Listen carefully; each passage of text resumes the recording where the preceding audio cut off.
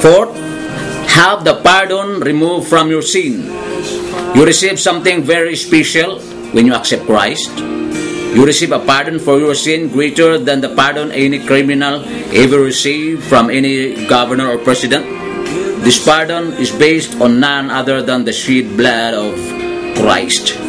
Ephesians 1:7 declares, in whom we have redemption through His blood, the forgiveness of sins according to the riches of His grace. When you are quickened or made alive together with Christ, you are forgiven all trespasses, not just some or most, but all. This is why the forgiveness which saves is a completed act of the past and not a repeated act of the present. Ephesians 4:32 reads, and be kind one to another, tender-hearted, forgiving one another, even as God for Christ's sake hath forgiven you. We are to be forgiving, present time, others as God hath forgiven, past tense, us not as He forgives, present tense, us. God forgave all your sins at salvation, past, present, and future. Therefore, there is no need for a continual forgiving of sins in order to go to heaven. Note, of course, such complete forgiveness does not remove the need to repent from sins committed after salvation, but this daily cleansing of sins has no effect on salvation. Since you receive a full pardon at salvation, you cannot become lost by committing unpardoned sins. There can be no such thing for the saved person, although you may sin and displease God after your salvation. God knew when He saved you what you would do and forgave you of those sins also. The only way out is to have the pardon which you received at salvation removed from your sin.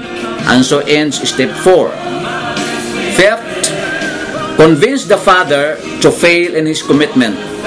The fifth step has to do with the safekeeping of your soul.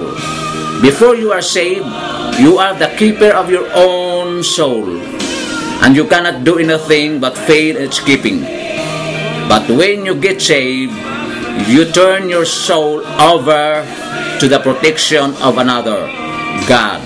2 Timothy 1:12, Paul says, for the which cause I also suffer these things. For I know whom I have believed, and I am persuaded that He is able to keep that which I have committed unto Him against that day. In salvation, you gave up control of your own soul and turned its safekeeping over to God the Father. God is now committed to the keeping of your soul to the end. 1 Corinthians 1:8 declares, who shall also confirm you unto the end, that ye may be blameless in the day of our Lord Jesus Christ. Also read Philippians 1:6, being confident of this very thing, that He which hath begun a good work in you will perform it until the day of Jesus Christ. Your confirmation unto the end and the performance of the work in you until the day of Jesus Christ is in the hand of the Lord. Therefore, you cannot become lost by failing in your commitment to Christ, since your salvation is based on the commitment of God. The loss of personal commitment would not affect your eternal destiny. The only way to lose your salvation is to somehow get God to fail in His commitment. This completes step 5. 6. Break the Father seal of the Spirit. Step 6 has to do with one of the guarantee of your salvation. When you are saved, the Bible teaches that you are sealed by the Spirit of God.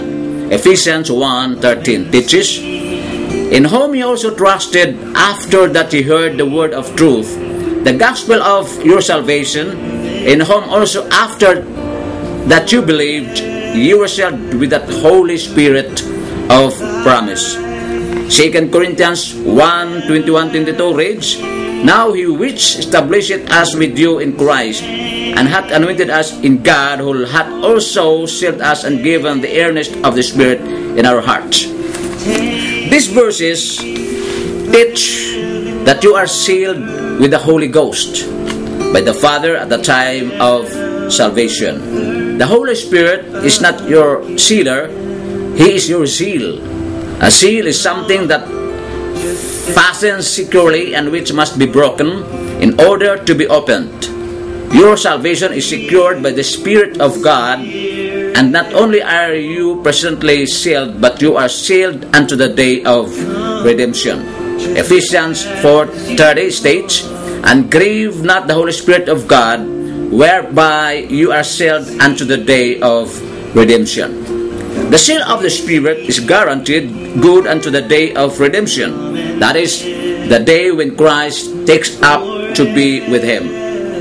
This means that you cannot become lost by breaking your promise to God, since your security is based on the seal of the Spirit. No promise or commitment broken by you can void your salvation. The only way to lose your salvation is to break the Father's seal of the Spirit. That is step 6. 7. Change the meaning of everlasting. When you accept Christ as Savior, you receive the gift of eternal or everlasting life. Romans 6:23 explains, "For the wages of sin is death, but the gift of God is eternal life through Jesus Christ our Lord." John 3:15-16 further states that whosoever believeth in Him should not perish, but have eternal life. For God so loved the world that He gave His only begotten Son, that whosoever believeth in Him should not perish, but have everlasting life. Please notice that Romans 6:23 and John 3:15 speak of eternal life, while John 3:16 speaks of everlasting life. When you are saved, you receive both. And while everlasting and eternal both means without end, there is a difference in emphasis. Everlasting is a term of quantity and emphasizes length of life. Everlasting as opposed to temporary. Eternal, on the other hand, is a term of quality and emphasizes the kind of life you receive at salvation. Eternal as opposed to temporal or earthly. As Christ taught, He came that you might have life and that you might have it more abundantly. John chapter 10 verse 10. Probably the greatest thing about eternal life is that it is given as a present possession. John 5:24 reads, "Verily, verily, I say unto you, he that heareth my word and believeth on Him that sent me hath everlasting life, and shall not come into condemnation, but is passed from death unto life." When you hear the word and believe on Christ, you have present tense everlasting life. Nothing is ever said in Scripture about receiving this life in the future. You have everlasting life as a present position from the point of salvation. This means that you cannot lose everlasting life. Think about this. If your life has ending today, you are going to perish. Then it could not have been without ending or everlasting yesterday. To lose everlasting life would be an impossibility. Therefore, since to lose everlasting life would be a contradiction of terms, there's only one way to lose your salvation. You must change the meaning of the word everlasting. That is the completion of step 7.